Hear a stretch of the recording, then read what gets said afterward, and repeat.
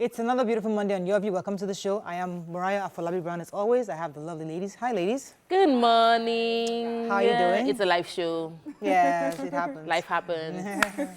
It's a brand new week. How was your weekend, Mariah? Fine. Good weekend. Especially that on Sunday, I think I found a church, my new church. Normally, personally, I'm not a church. I'm not loyal to one particular church. I just go as the Spirit leads. But I've been looking for something that my children can, a place that my children can go and just be fully engaged. So, Tokwe well, no, not Daystar. It's too far. Covenant Christian Ministry. The child of Daystar now? No. Pojoyema Day is Pojoyema Day is very different. Okay. So I went. It doesn't have to be. On We're all Sunday. serving God. You've never been to Pojoyema Day's church? No, never it's pretty heard popular of it. there. Oh, for real? No, I'm not a church person. So you don't know. Yes. We could have told you that a long time ago. Anyway, my kids were excited. They're Right. like, we're going back next Sunday. We have to go back. So I'm happy about that. Fantastic. Good stuff. Good stuff. Hi, Nimat. How is your weekend? Weekend was great. It wasn't so great. Yeah. I wanted to shout out to a Your View fan, who his name is Solomon from the Catholic Church within the Navy Barracks. So that's where I do my bush market shopping, and I was minding my business going. But this guy spotted me and said, "Mariah, talk back." And he knows the show. He stopped my car. And he was doing selfless service, getting children to cross while they're going to church and all that. But he's a Your View fan. So good. Shout out to Solomon. At least you're the best thing that happened the burial for the Baloguns, I went. I had time. We bonded with family members, family friends. It was nice. Oh, okay. But the weekend just didn't end well. I got back home. It was terrible. All right. Nia, talk about how was your weekend? You know, twins, they tend to share everything. So after one wasn't feeling fine on Friday, handed the baton over to the second one. In between nursing the two kids, I had my little one screaming, when you give one Ribena, I'm trying to force somebody to eat. You say, me too, it's unfair. I'm like, I'm struggling to get someone to drink. You want to. But like, that was the process most of the weekend. In between, we had strategy session. I'm doing one online course for marketing, and I had to start writing specifically who is my audience. To say, okay, define the psychography and the demography. I was like, geez. Is the same school we go to? No. So I'm breaking down. Your school, I'm thinking the kids' school. No. I'm my own personal school, breaking down who my demography for. No, for my business, So, and I was not thinking, so who am I appealing to? And the course was saying that you should have done this before starting your business. A lot of people start businesses without having an idea of who their target audience is. Describe them, what kind of clothes do they wear, what kind of hairstyle would they do? I'm telling you. We did that for Wake Up Nigeria. We're very clear who we're talking to. So, hey. Join the band. It's good. It's good. It's really good. But you're very correct. Now I'm redefining my clients and my market, and I'm moving my office. Can you see? Nice. Cool. Mariah, how are you doing? How was your weekend? Weekend was not bad. A lot of drama, but it's all good. One of those family drama you can just deal with. But it's cool. I mean, everybody. Life happens, man. In this life, people just package everything. But if you come to the reality, there is really nothing out there. It's all about family and just focus on whatever you have. Just thank God for it. It's more than the grass. It's more than the grass is not always green on the other side. So just thank God for where you are. Well, it's Monday. It's a full week ahead towards the elections this weekend. Yes. So you better go out and vote. So we're going to be talking a bit on elections towards the midweek. Then from Thursday we seal our lips and hope that people just vote the right people by weekend. Let's go on a break. When we come back, we'll take the top stories in today's paper. Stay with us. We'll be right back.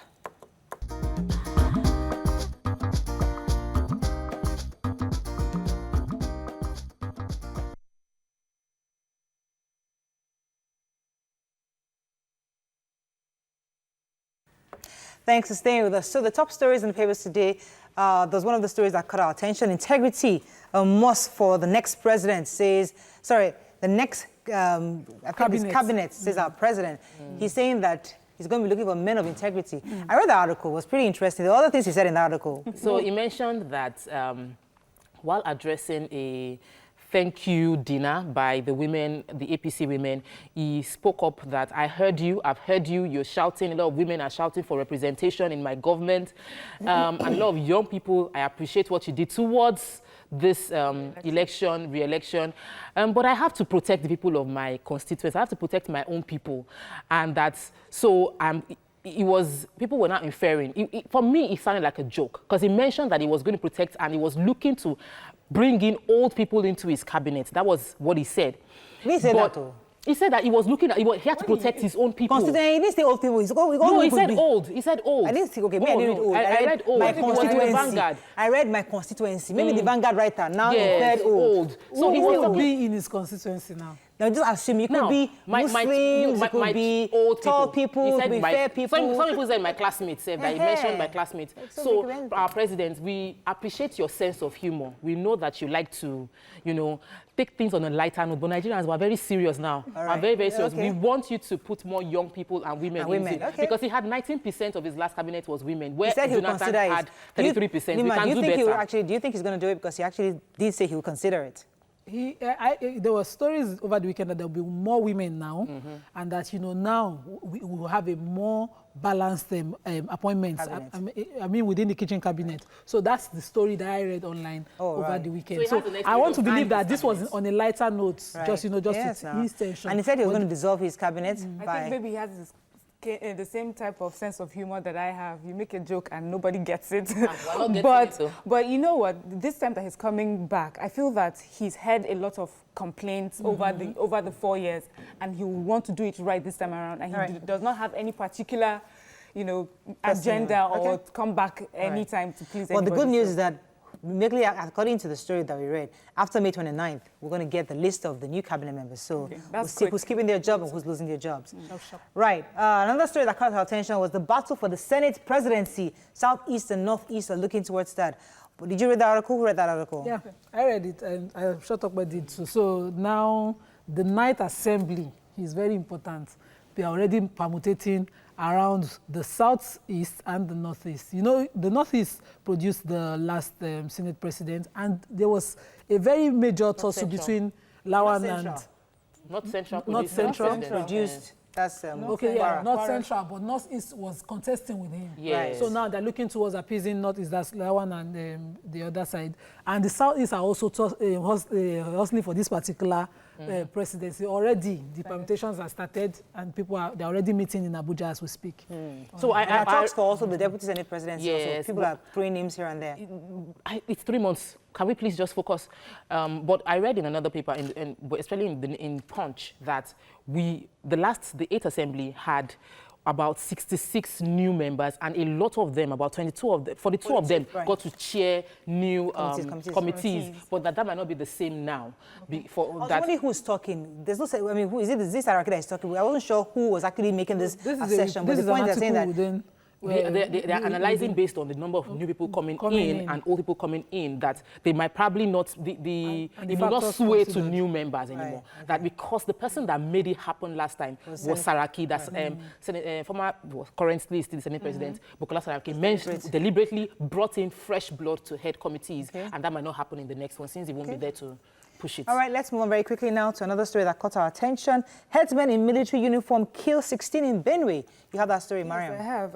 In Benue State, Gwere West local government, about 16 people were killed. It was reported that people came in, shot at, the villagers, and that it may have been a reprisal attack on cattle rustlers. On Friday, the previous day, they had come in military uniforms and taking cattle away.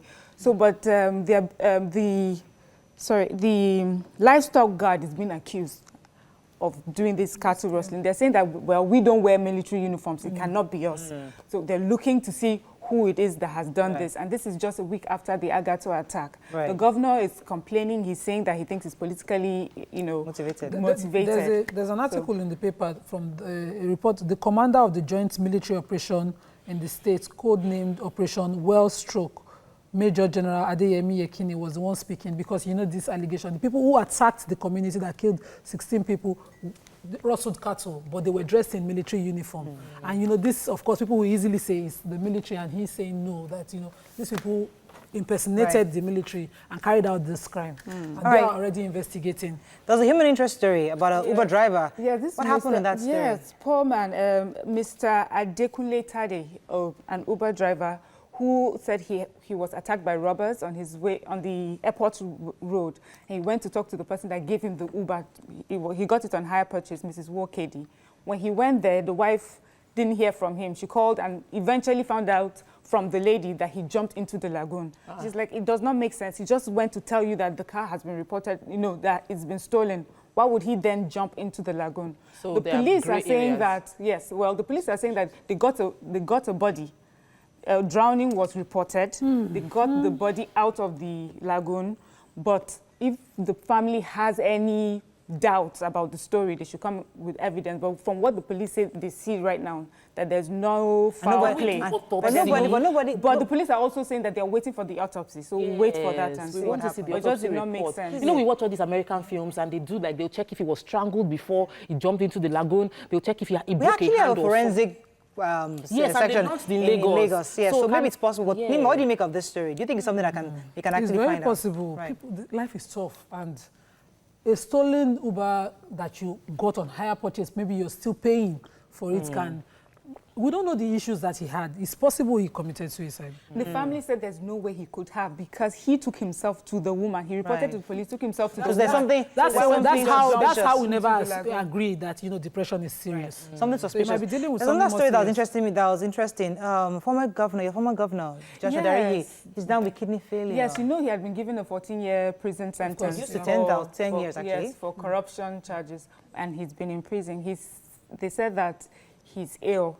If he's truly ill, I wish him quick recovery. But my fear is that sometimes I feel these big wigs use these illnesses to get out of their sentence. So what they're saying is that he needs medication, his kidney failure. They've taken him to an Abuja hospital. But I won't be surprised if the next thing we hear is if fly they him abroad. Want them to fly him out. His kidney failure is truly ill, I wish him, I'm sure the court will not delay granting him. Yes, because people usually fly to India. It's usually convenient. I have no issue. I'm not doubting that he could be ill and it could be kidney failure, but they always fall sick conveniently when they have a conviction or they are taken to court. Every one of them. We've seen crutches, we've seen wheelchair, we've seen somebody being wheeled on a stretcher. Right, sad. All this drama, but when you're stealing money, you are okay. These people have dealt, our leaders has raised another sense of bitterness. We could just have been, taking the story innocently. Kidney failure, the hate you give. Right. But you see, we're paying back. Unfortunately, that's all we can take on Front Page Review. Let's go on a break now. When we come back, we discuss the campaign promises. Are they genuine or are they just for personal gain? Stay with us. We'll be right back.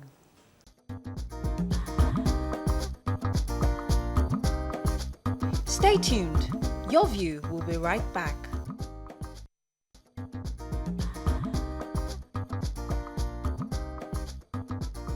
Welcome back to Your View.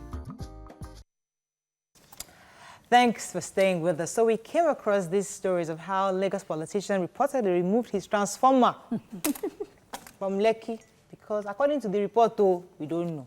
But according to the report, they said that because the residents failed to vote for him. Is that true? We don't know. Also in Zamfara, governorship candidate ejects the IDPs from his building. Why? They don't vote for him. What rubbish in the building. Now the question is, should they have done this? When they're not doing this for the people, for the love of the people. All right. Let's hear your thoughts. You can call us on 070-8066-8014. You can also tweet to us at TVC Connect. Please hashtag YourViewTBC so we can read your tweets. We're not mentioning names because we're not even sure how true this is. But we're just talking hypothetically. If indeed a honorable member went to go and put a transformer in Lekki, and unfortunately those Lekki people, they now didn't vote for him. What rubbish? Shouldn't he at least remove? Because you never know, it's his personal money. He's not yet in government.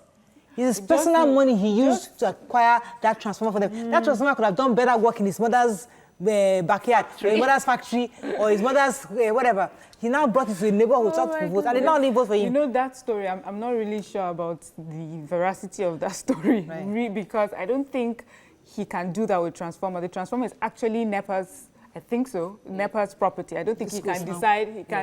He can decide to just take it off. It's not an umbrella now that he can just pick up and just take to another. Newsflash. Okay. In my neighborhood, yes, we didn't have transformer for a long time. So we were able to get somebody from Alausa to get us the transformer. Yes, but he cannot, now that it's there, he cannot one day say, you know what, I've changed my mind and then take it away. No, that's the funny thing. He can actually. Oh. He can? Yeah. Okay. So this is what happens when you buy a transformer. You take it down and the discos sign a contract that says you have handed it over to them. Okay. And then you can renege on that contract any which way. Oshemo. So, but the community, once it's handed over, it means that, you know, they have the control to come there and transmit power through that transformer. But you know, the funny thing for me is that this guy might have just collected transformer on Gbese before that. I can, once I come into power, on credit, once I come into office, I can then ensure with my funds. And once the election didn't work out, you know, it's credit. Yeah. A higher purchase. You have to return.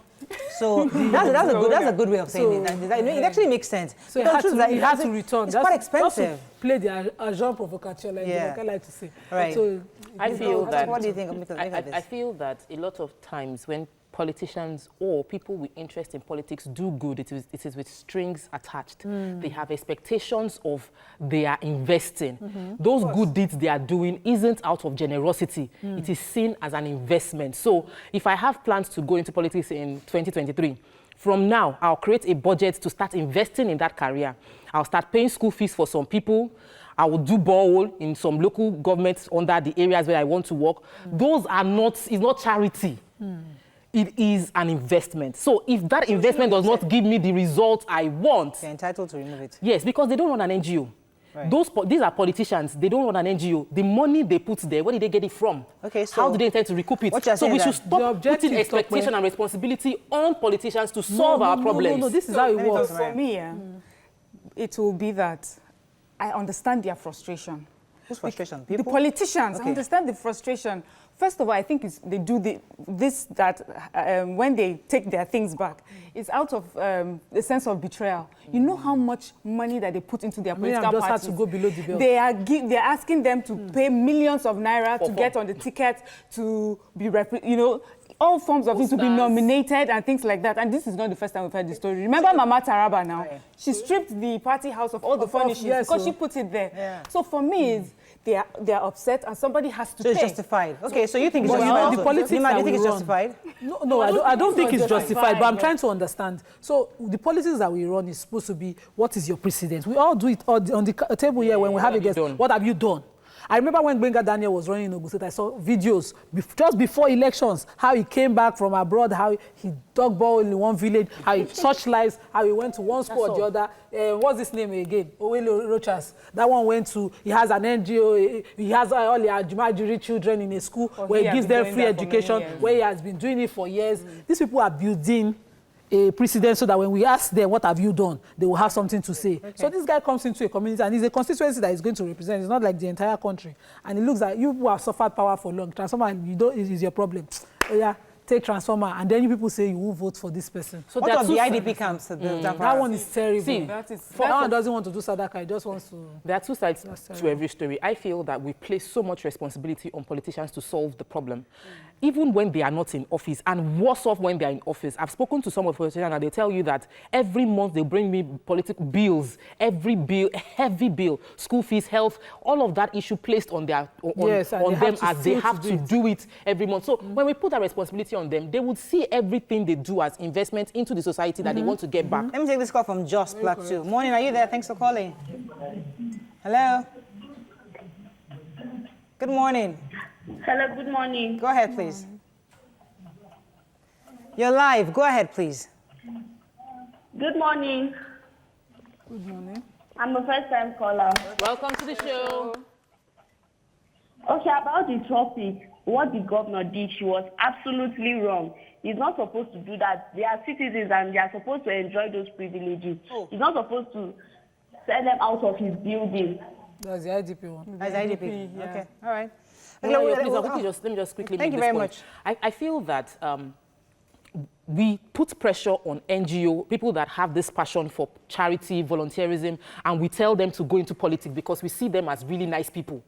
Rocha Sokorocha was into his NGO for long. Yeah. Before any reason, people would go and meet him and say, you have been so kind to our people. Come and lead us. That happens a lot. Can we let people carry out charity as per they are good with charity? They might not be good in governance. And let them just be into charity and appreciate them for it. The medical people are saying, get administrators for the hospitals and stop, these are important. Separate the two. The people who do selfless charity work remain in your service and do selfless charity work. Exactly. People who know how. So in this situation, what we're saying office. right that the politicians have gone in there. They should that the fact that they're taking back their gifts is wrong. However, we understand why they're doing this. The one by the governor, the IDP is terrible. For me, the IDP one was terrible. We should name him. It was a terrible thing to do. For no reason should you send IDP people out of your house because you did not get what you... All right, we have a very special guest, and he's a very loaded person. So let's go on a quick break. When we come back, we'll bring him on to join this conversation. Stay with us. We'll be right back.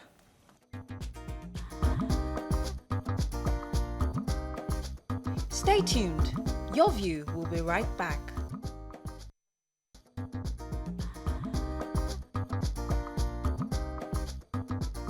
Welcome back to Your View.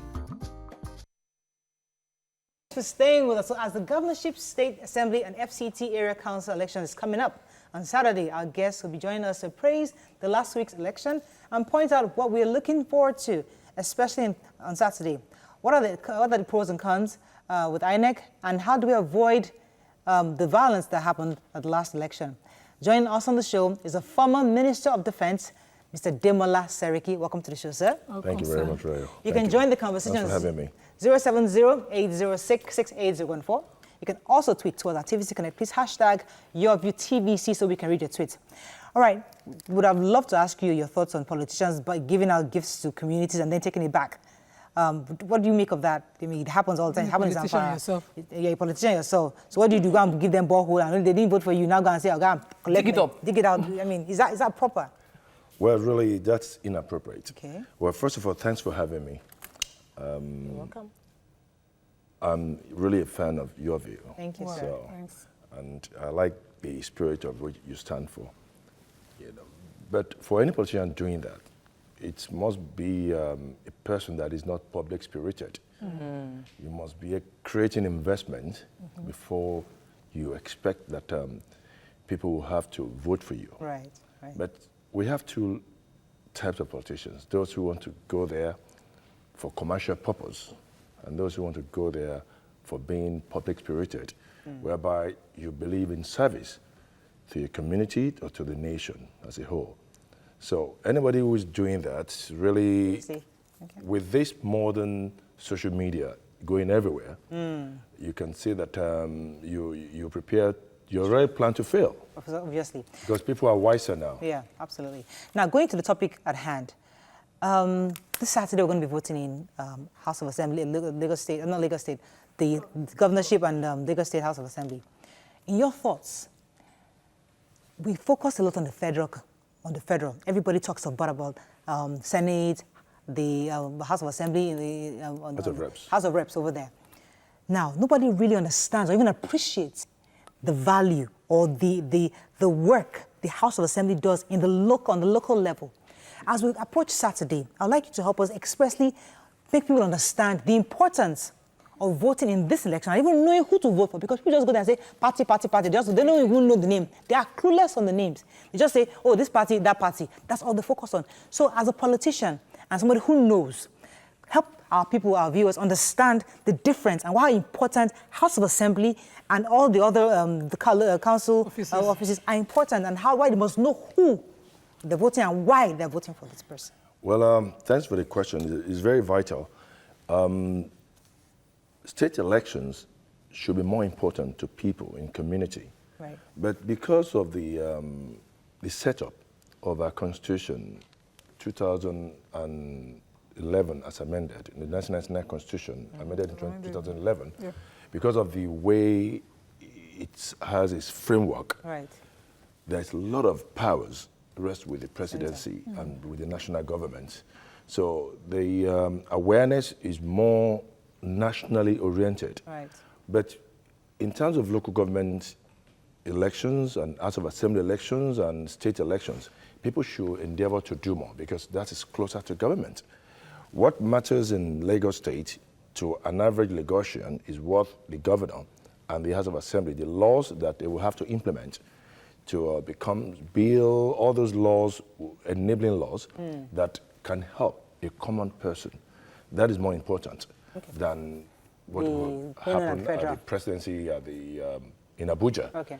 So I'm currently pushing for diversity in our State House of Assemblies, and I'm saying, cutting across every state, we should have a bit of diversity. And the reason I want this particularly, one, we have in Ganduje's case where you have a party dominates and there is no competition within the State House of Assembly. It's just like a rubber stamp. We don't have a case where they are actually doing their job to check. Yes, the states. You know, but we're not checking or checkmating the excesses of our president, of our governor for each state. So on this, and I know you have a party alliance, but do you agree that we will see more development and we will see more checks within our states and more accountability if we have a bit of diversity within the State House of Assembly? Well, not necessarily. It doesn't have to be. If a party cannot really promote itself effectively well, it may not be voted for. But the problem is that most houses of assembly have been pocketed because most governors are imperious. So there's these democratic norms that they do not exhibit, unlike some governors that will exhibit correct stance in the way they deal with their people, like Ashwaju when he did, or Fashola, you know, he did very well. He was not really imperious. Ashwaju was not imperious over the arrangement with the House of Assembly. So those are exceptional cases. But if a party, for example in Lagos, PDP, if you promote, for example, last elections, they had 6 House of Assembly. But they decamped. Yeah, they decamped because they felt insecure to have come back.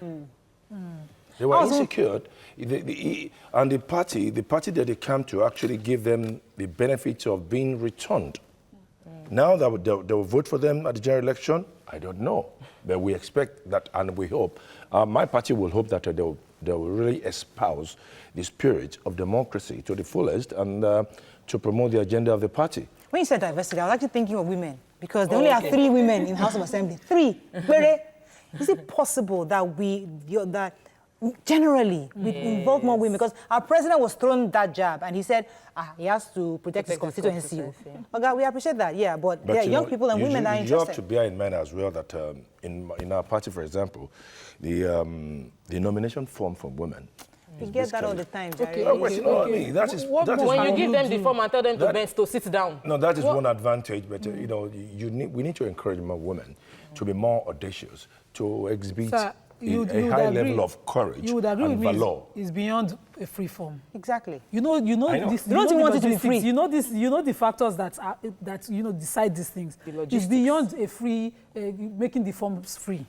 The women have to do a lot of work. Some people, we had a candidate for Ikeja who was here, had presence, she had the numbers, but she had to step down because the party thinks someone else is. Well, I want to borrow the mantra of our leader that power is not served a la carte. You must strive.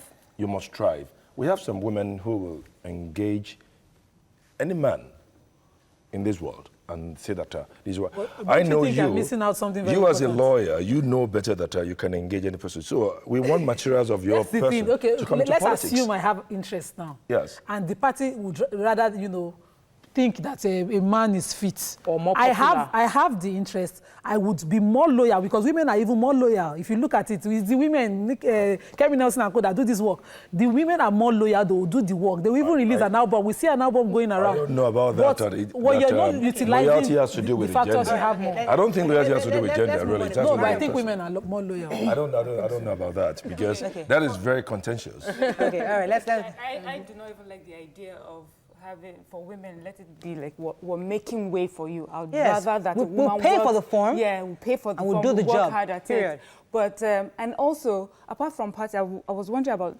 independence. We have young people this last election, people who had nothing to do with politics for many years. They're so young, they have no godfather, if you say, and they made an impact this past election. So I'm wondering, is the style of governance in Lagos State, I'm not a Lagosian, and I just want to know, is the style of governance in Lagos State specific to Lagos State because that's what works for Lagos State? Or is it because we have people who just would not let other people get in, that they're so strong and they would not let anyone get in? That means people's mandate are being is being denied because there's such a force that would not let that come through. Do you understand what I mean? I do not understand. Okay, so all I am saying is that there's a way that Lagos State does its politics. Okay, let me try. That is not limited to Lagos, really. Right. No, we're talking of Lagos State, so that's why I'm thinking it. Well, we're not supposed to focus on Lagos, but I think let me try to rephrase what you're trying to say. I think in the past, Lagos has tried to open up the various positions to non-indigents or even people who are not politicians per se in the past. But now we've seen new entrants, people like Banky W. They're interested, but it seems as if there's this wall they can't even get through. Is that what you say? That is that can we break that wall, or is it only certain selected few people that have done all the work, put borehole, done the Godfather, go and kiss somebody's clinic, go and greet them, those things. Those are the people that can get in. So that's what she needs clarity. Well, all politics is local. Okay. And the nature of our politics in Nigeria, it has to do with a particular. In every state, there is always a notable leader. Okay. Back in the days in Ibadan, you see Babadi Dibo. Yes, that you must pay homage and all that, whoever. So it has its own intricacies and peculiarity. Right. Same goes for Lagos, whereby people will know that for you to be anything, you must go through your leadership. In your local government, who will now recommend you? So there's no room for independence then? No, there's independence, but you must strive. You can't just say that you have independence and you look, primary election must take place before general election. Yes. At the primary election, you are not appealing to the public per se and as a whole. You appeal to the practical politicians within your community. Those are the people that will have to give you a pass mark, endorse you, and recommend you for that position. And then you participate at the ward meetings, at the ward level, at the local government level. You'll be known for your activities. You attend meetings. Okay. I understand the importance of party structure, and I understand the importance of internal politics and all of that. However, we must agree that this style of politics hasn't really favored the individual Nigerian. And I'm saying that if that person watching right now, who is checking his account or our account and wondering, how has this government favored me personally? We've been in democracy for 20 years now, as in 2019. How shouldn't we evolve? Shouldn't we try something else? Have we seen major developments in Nigeria? Are we different from other African countries? We have older people still in government. Don't you think it is time we change our process around electioneering? Last week we had thank you giveaway, and there was almost even the picture showed crowds struggling to get rice from the political party. Shouldn't we move away from this stomach infrastructure and try another approach? This hasn't worked for us. There's no stomach infrastructure in Lagos, but I can tell you, let me help you with the fact that for a long time there was a political gridlock from the military. The type from my own generation, for example. 20 years. Yes, 20 years ago, take it out of my age, you're talking of the fact that up to the age of my 39, 40, I was still trying to be in politics. And we have military, and we have older people like Obasanjo, Buhari, all of them. So they created that gridlock that we could not grow. So my generation and now, this is our time as well to now say you want to come out. Still, we cannot be able to aspire to become president. We don't think it's your time. We think it's our own time. Yeah, that's what we feel you are old. But we had a gridlock. We come from military. It's accumulation of time already invested for a long time. Okay. You can now imagine, at my level, I'm supposed to be running for president of Nigeria. Right. Well, we still have the likes of Buhari and Obasanjo and Atiku in their 70s. Right. The average age of that age is 72 point something or 73 point something on the aggregate. So you now realize that they are having that political gridlock, that stalemate. They won't allow people to grow. Let me come to Lagos State a bit, because now I'm a Lagosian. Both my parents are from Lagos. I'm an indigene, and I get really irritated when people say Lagos is a no man's land. I'm one of those that get irritated because I know it's not a no man's land. However, I understand and appreciate that Lagos is accommodating. Yeah. Everybody feels like we're one here, and we are one here.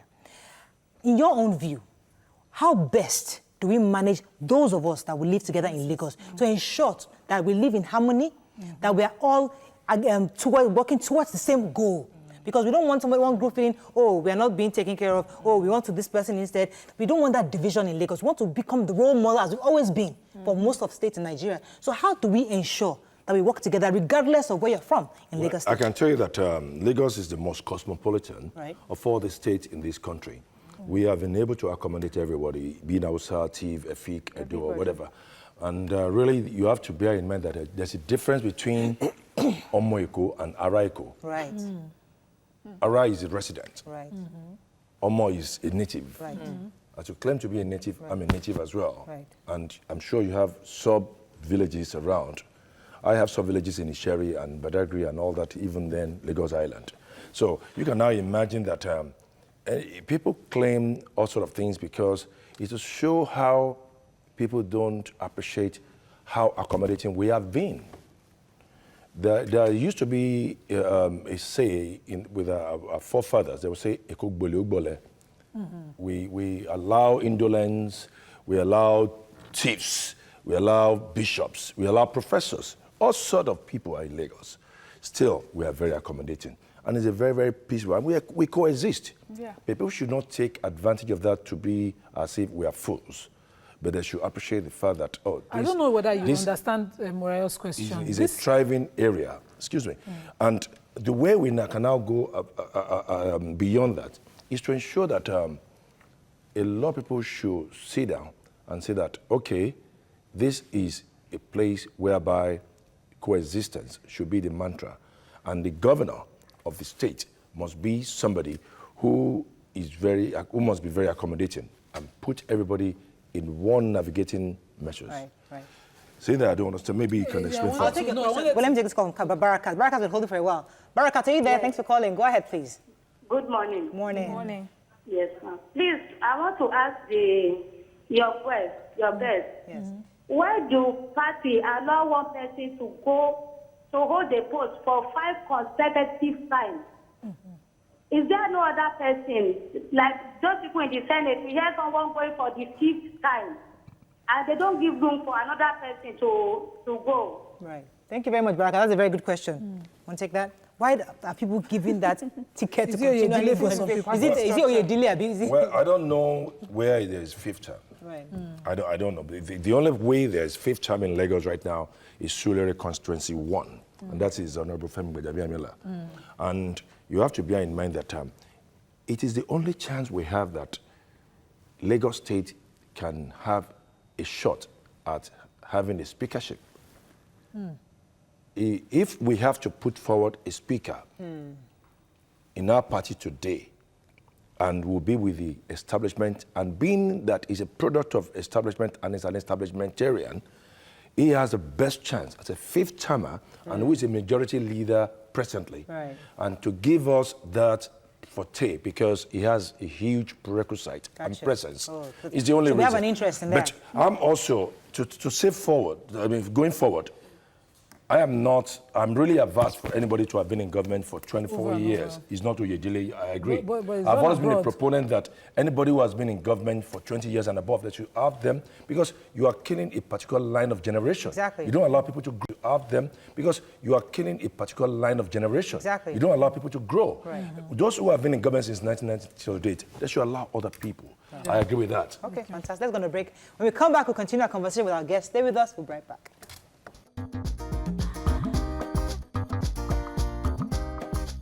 Stay tuned. Your View will be right back.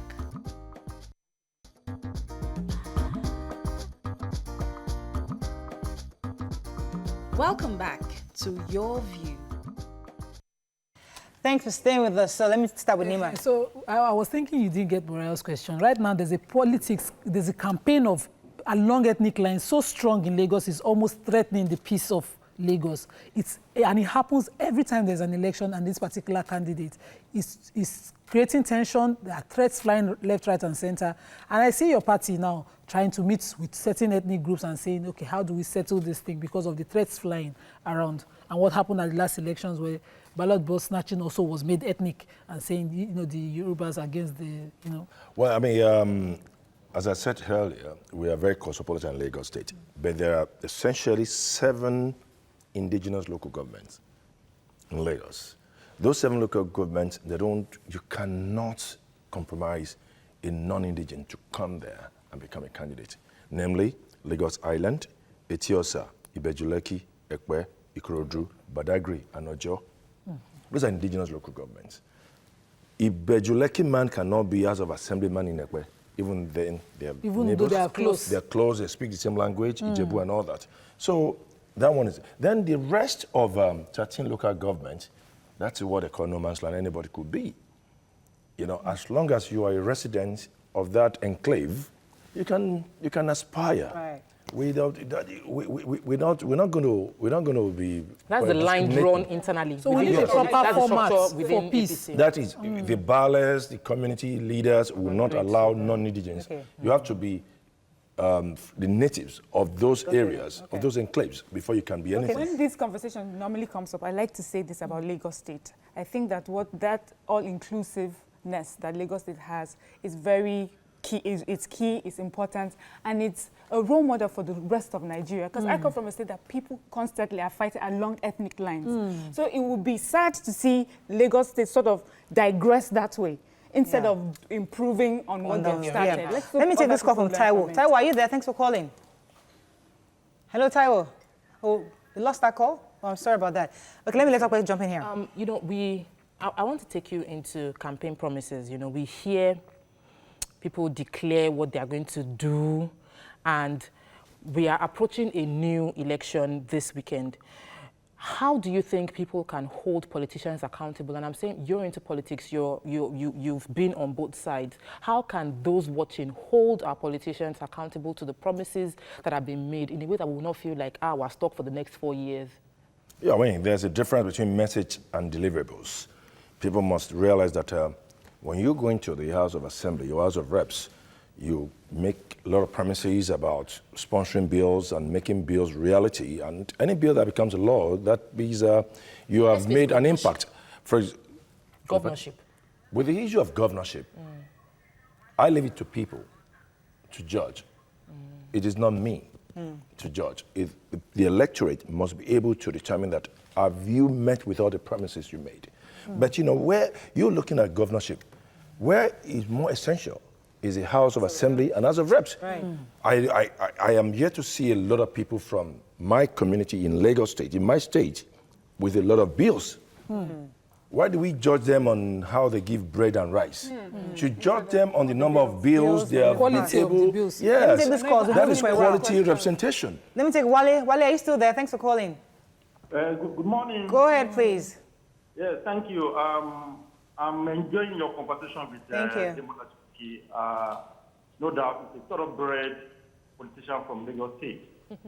I want to ask him about the Otoge revolution that has been ravaging some states now in Nigeria.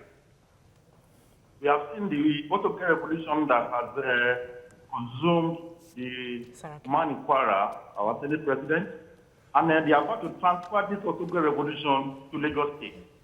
I want to ask Demola, can the Otoge revolution work in Lagos State? All right. Because the way of looking at it is as if that some people are bent on introducing this revolution. All right.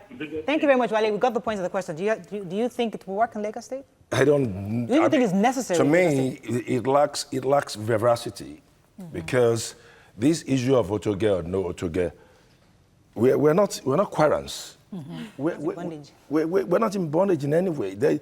Who is talking of, and it is not even our language, saying that Otoge, it sounds more of a Aroke kind of word, Otoge, you know. So really, I know who they are trying to target at. Right. But when you have a leader in a particular environment and has been given worthy successors, we should appreciate that person. So the issue of Seriki in Kwara, if you have to juxtapose it, it's not the same we have in Lagos. Not the same circumstance. So, sir, we just take you back. Because Ashwaju is not a contender in this election. Seriki is a contender continuously, from governor to be senator, to be this, that, be that, wanting to go again. And there is this degree of displeasures among the party leadership that he belongs to. So that made it work. Ashwaju is not a contender. It's not contest election. Yes, sir. So as the former Minister for Defense, I would like you to speak on the issue of security, especially around elections. I mean, last week it was sad, and we keep saying it's sad because we feel that we've had years and years of practice, of going over it. What is it? Is it that we Yeah, can't let me handle this? Let me even add to that, because do you think we should militarize elections as it was done the last time? Because just so many people around this, although we didn't see them visibly, but we know they were there. But I can tell you that we all know what happened at checkpoints when we travel on a normal area. A lot of, in our society, people policemen yet to earn respect of common people until we get to that level. There is this degree of reverence and respect to the military. Of the military, either Army or Air Force or Navy.